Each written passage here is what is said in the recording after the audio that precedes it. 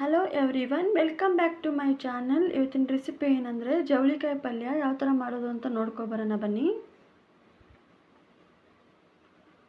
ನಾನು ಫಸ್ಟಿಗೆ stove on ಮಾಡಿಕೊಂಡು ಒಂದು ಬಾಣಲಿ ಇಟ್ಕೊತಾ ಇದ್ದೀನಿ.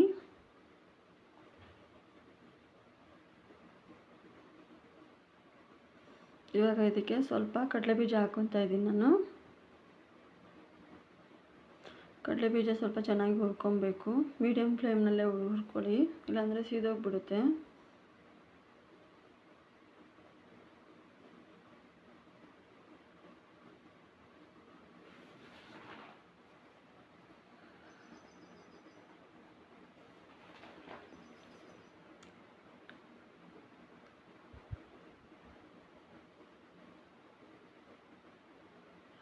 ಕಡಲೆಬೀಜ ಎಲ್ಲ ಹುರಿದಿದ್ದಾಗಿದೆ.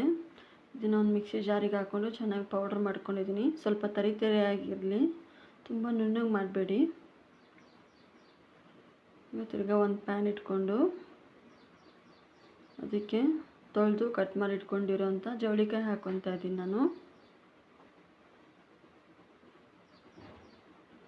ಈಗ ಸ್ವಲ್ಪ ಹಾಗೆ ಡ್ರೈ ಆಗಿ ಫ್ರೈ ಮಾಡ್ಕೊಳ್ಳೋಣ.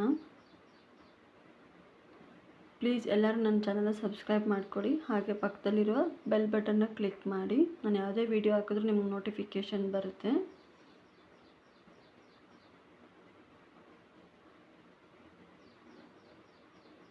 ನೋಡಿ, ಇವಾಗ ಸ್ವಲ್ಪ ಡ್ರೈ ಮಾಡ್ಕೊಳ್ಳೋ ಹಿಂಗೇ. ಸ್ವಲ್ಪ ನೀರೆಲ್ಲ ಆರಲಿ, ಅದರಲ್ಲಿರೋ ತೊಳೆದಿದ್ದೀವಲ್ಲ ಅದಕ್ಕೆ ನೀರಿದೆ. ಸ್ವಲ್ಪ ನೀರೆಲ್ಲ ಆರಲಿ. ಇವಾಗ ನೀರೆಲ್ಲ ಆರಿದೆ. ಸ್ವಲ್ಪ ಎಣ್ಣೆ ಹಾಕೊಳ್ಳೋಣ, ಅಡುಗೆ ಎಣ್ಣೆ. ನೀವು ಯಾವ್ದು ಬೇಕಾದರೂ ಅಡುಗೆ ಎಣ್ಣೆ ಯೂಸ್ ಮಾಡ್ಬೋದು. ಎಣ್ಣೆ ಹಾಕಿ ಹುರ್ಕೊಳ್ಳೋದ್ರಿಂದ ಬೇಗನೆ ನಮಗೆ ಹುರಿಯುತ್ತೆ. ನಾವು ಹುರಿದೆ ಹಂಗೆ ಪಲ್ಯ ಮಾಡಿದ್ರೆ ಚೆನ್ನಾಗಿರಲ್ಲ ಪಲ್ಯ. ಒಂಥರ ಕಟ್ ಅಂತ ಸೌಂಡ್ ಬರುತ್ತೆ ಜವಳಿಕಾಯ್ದು. ಈ ಥರ ಮಾಡಿದ್ರೆ, ಹುರ್ಕೊಂಡು ಪಲ್ಯ ಮಾಡಿದ್ರೆ ಚೆನ್ನಾಗಿರುತ್ತೆ.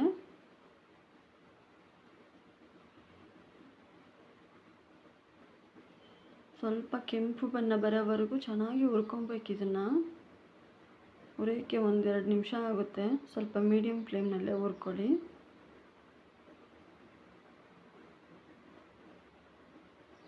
ನೋಡಿ, ಇವಾಗೆಲ್ಲ ಕಣ್ಣು ಬಿದ್ದಿದೆ. ಈ ಥರ ಕಣ್ಣು ಬೀಳಬೇಕು, ಸ್ವಲ್ಪ ಕೆಂಪಗಾಗಬೇಕು.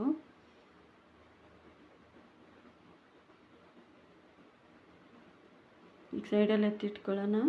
ತಿರ್ಗಿ ಒಂದು ಪ್ಯಾನ್ ಇಟ್ಕೊಂಡು ಅದಕ್ಕೆ ಸ್ವಲ್ಪ ಒಗ್ಗರಣೆಗೆ ಎಣ್ಣೆ ಹಾಕ್ಕೊತಾ ಇದ್ದೀನಿ.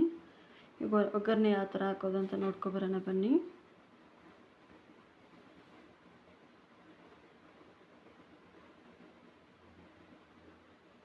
ಸ್ವಲ್ಪ ಎಣ್ಣೆ ಬಿಸಿ ಆಗಲಿ. ಎಣ್ಣೆ ಬಿಸಿ ಆದಮೇಲೆ 1/4 ಚಮಚ ಆಗೋಷ್ಟು ಸಾಸಿವೆ, 1/4 ಚಮಚ ಆಗೋಷ್ಟು ಜೀರಿಗೆ ಹಾಕ್ಕೊತಾ ಇದ್ದೀನಿ. ಸಾಸಿವೆ ಜೀರಿಗೆ ಚಟಪಟ ಅಂತ ಸಿಡಿದ ಮೇಲೆ ಸ್ವಲ್ಪ 1-2 ಹೆಚ್ಚಿಟ್ಕೊಂಡಿರೋಂಥ ಹಸಿಮೆಣಸಿನ್ಕಾಯಿ ಹಾಕ್ಕೊತಾ ಇದ್ದೀನಿ.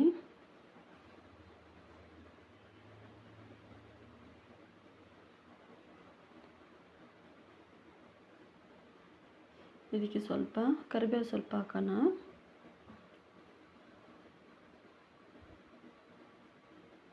ಇವಾಗ ಒಂದು ಹೆಚ್ಚಿಟ್ಕೊಂಡಿರೋಂಥ ಮೀಡಿಯಮ್ ಸೈಜ್ ಈರುಳ್ಳಿ ಹಾಕ್ಕೊತಾ ಇದ್ದೀನಿ.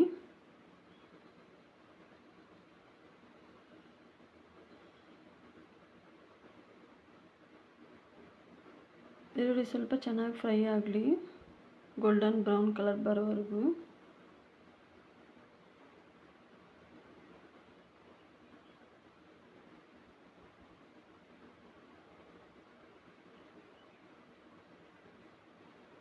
ಈರುಳ್ಳಿ ಫ್ರೈ ಆಗಿದೆ.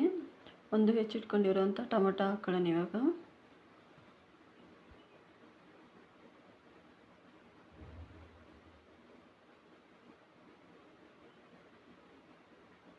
ಈ ಟೊಮೊಟೊ ಒಂಚೂರು ಮೆತ್ತಗಾಗೋವರೆಗೂ ಫ್ರೈ ಮಾಡ್ಕೊಳ್ಳೋಣ.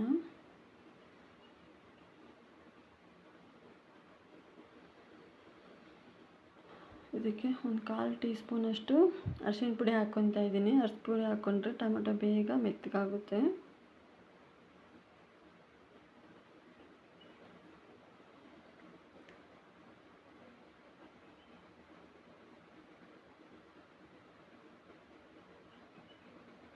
ನೋಡಿ, ಟೊಮೊಟೊ ಎಲ್ಲ ಮೆತ್ತಗಾಗಿದೆ.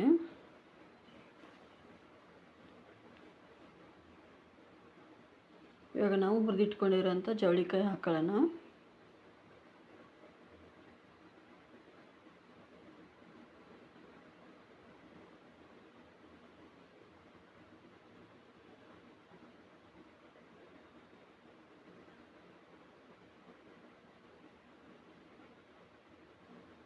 ಇವಾಗ ಜವಳಿಕಾಯಿ ಹಾಕ್ಕೊಂಡು ಚೆನ್ನಾಗಿ ಮಿಕ್ಸ್ ಮಾಡ್ಕೊಳ್ಳೋಣ. ಇವಾಗೆಲ್ಲ ಮಿಕ್ಸ್ ಮಾಡ್ಕೊಂಡಿದ್ದಾಗಿದೆ.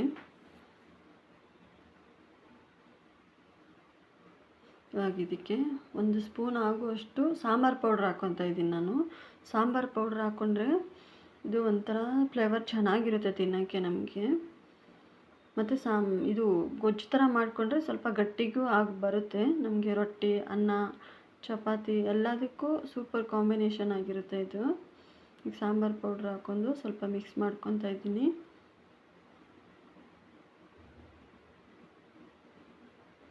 ಇವಾಗ ಪುಡಿ ಮಾಡಿಟ್ಕೊಂಡಿರೋಂಥ ಕಡಲೆ ಬೀಜದ ಪೌಡ್ರ್ ಹಾಕ್ಕೊತಾ ಇದ್ದೀನಿ ನಾನು.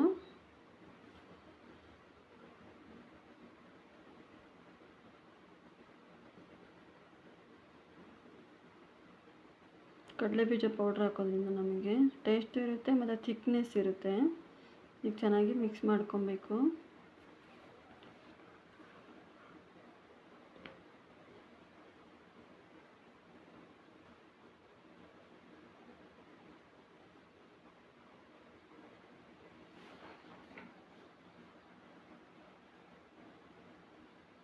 ಇವಾಗ ಮಿಕ್ಸ್ ಮಾಡ್ಕೊಂಡಿದ್ದಾಗಿದೆ.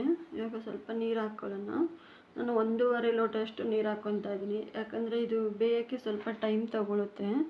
ಅದಕ್ಕೆ 1.5 ಲೋಟದಷ್ಟು ನೀರು ಹಾಕ್ಕೊತಾ ಇದ್ದೀನಿ. ನೋಡಿ, ನಿಮಗೆ ಕ್ವಾಂಟಿಟಿ ಎಷ್ಟು ಬೇಕೋ ನೋಡಿಕೊಂಡು, ನಿಮಗೆ ಸ್ವಲ್ಪ ಗೊಜ್ಜು ಥರ ಬೇಕು ಅಂದರೆ ನೀರು ಜಾಸ್ತಿ ಹಾಕ್ಕೊಳ್ಳಿ. ಇಲ್ಲ ಡ್ರೈಯಾಗಿ ಪಲ್ಯ ಥರ ಬೇಕು ಅಂದರೆ ಸ್ವಲ್ಪ ನೀರು ಕಮ್ಮಿ ಹಾಕ್ಕೊಳ್ಳಿ. ಹೀಗೆ ರುಚಿಗೆ ತಕ್ಕಷ್ಟು ಉಪ್ಪು ಹಾಕ್ಕೊತಾ ಇದ್ದೀನಿ.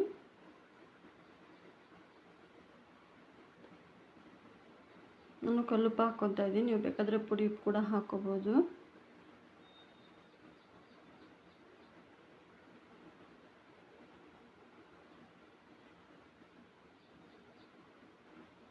ನೋಡಿ, ಇವಾಗ 1.5 ಲೋಟಷ್ಟು ನೀರು ಹಾಕ್ಕೊಂಡಿದ್ದಾದಮೇಲೆ ಇವಾಗ ಸ್ವಲ್ಪ ಮುಚ್ಚೋಣ. ಇದನ್ನು ಮುಚ್ಚಿಬಿಟ್ಟು ಒಂದು 5 ನಿಮಿಷ ಮೀಡಿಯಮ್ ಫ್ಲೇಮ್ನಲ್ಲಿ ಬೇಯಿಸ್ಕೊಳ್ಳಿ. ಬೇಕು ನೋಡಿ, ಎಲ್ಲ ಚೆನ್ನಾಗಿ ಬೆಂದಿದೆ. ನೋಡಿ, ನಮಗೆ ಪಲ್ಯ ರೆಡಿಯಾಗಿದೆ. ಇವಾಗ ಹೆಚ್ಚಿಟ್ಕೊಂಡಿರೋಂಥ ಕೊತ್ತಂಬರಿ ಸೊಪ್ಪು ಹಾಕ್ಕೊತಾ ಇದ್ದೀನಿ ನಾನು. ಕೊತ್ತಂಬರಿ ಸೊಪ್ಪು ಹಾಕಿ ಚೆನ್ನಾಗಿ ಮಿಕ್ಸ್ ಮಾಡಿದರೆ ನಮಗೆ ಡಿಲಿಷಿಯಸ್ ಆಗಿರೋ ಚೌಳಿಕಾಯಿ ಪಲ್ಯ ರೆಡಿಯಾಗಿದೆ. ಪ್ಲೀಸ್ ಎಲ್ಲರೂ ನನ್ನ ಚಾನಲ್ನ ಸಬ್ಸ್ಕ್ರೈಬ್ ಮಾಡಿಕೊಡಿ. ಹಾಗೆ ಪಕ್ಕದಲ್ಲಿರುವ ಬೆಲ್ ಬಟನ್ನ ಕ್ಲಿಕ್ ಮಾಡಿ. Thank you for watching everyone.